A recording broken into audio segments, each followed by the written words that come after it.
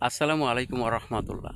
খাদ্যদ্রব্য যত উত্তম হইবে, মল তার ততই দুর্গন্ধযুক্ত হবে। এইরূপে দুনিয়া যার নিকট যত বেশি সুখকর হবে, আখিরাত তার নিকট তত বেশি কষ্টকর এবং অপমানজনক হবে। মৃত্যুর সময়ে এই সত্য আপনা আপনি প্রকাশিত হবে।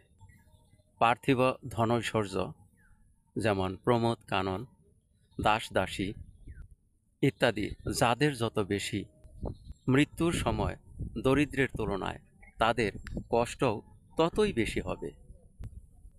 কারণ দুনিয়ার মহব্বত তাদের মধ্যে, তাদের অন্তরে এত বদ্ধমূল হয়ে গিয়েছে যে মৃত্যুর পরও তার আত্মা বেঁচে থাকবে অনন্তকাল, এবং অনন্তকালই সে সেই সম্পদের বিয়োগান্তক যন্ত্রণায় ভুগতে থাকবে। ধন্যবাদ।